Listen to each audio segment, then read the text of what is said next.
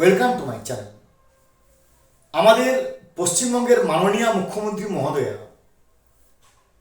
তিনি একটি শিল্প সম্মেলনে গিয়ে বলছেন যে আপনাদের বাড়ির স্ত্রীরা ঘুগনি তৈরি করে দেবে এবং যারা বেকার ছেলেরা তারা ঘুগনি বিক্রি করবে। সেটা সম্পূর্ণ ওনার নিজস্ব মত।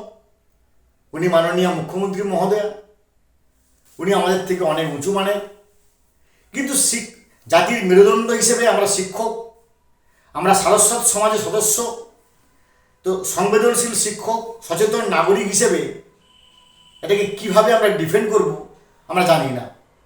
কিন্তু উনি যে অন্য যে কথাগুলো বলেছেন যে আমাদের প্রতিবন্ধকতা সত্ত্বেও, যদিও ম্যান্ডেটরি নয়, আমরা প্রতি বছর 8% করে ডিএ দিয়ে এসেছি, এটাকে কিন্তু উনি ভুল ব্যাখ্যা করেছেন।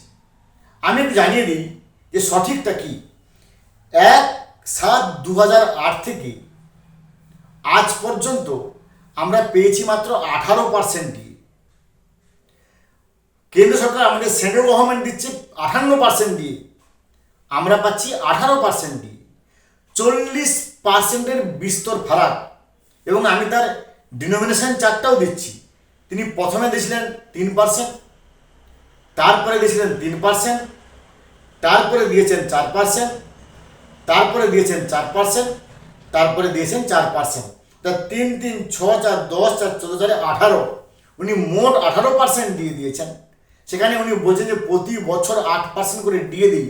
আমি জানি না, হয়তো আমাদের বোঝার হয়তো একটু ক্ষমতা কম, কারণ উনি মাননীয় মুখ্যমন্ত্রী মহোদয়া, হয়তো আমরা ঠিক বুঝে উঠতে পারিনি যে কিভাবে উনি 8% দিয়েছেন। আমরা জানি না, কিন্তু আমাদের হিসাবে কিন্তু হচ্ছে 18%।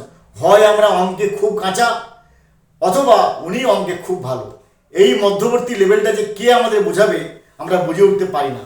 যাই হোক, ডিএ আন্দোলন আমাদের জারি থাকবে ততদিন না পর্যন্ত আমরা আমাদের নির্দিষ্ট লক্ষ্যে পৌঁছতে পারি গণতান্ত্রিকভাবে। ভালো থাকুন। Have a good day. Thanks.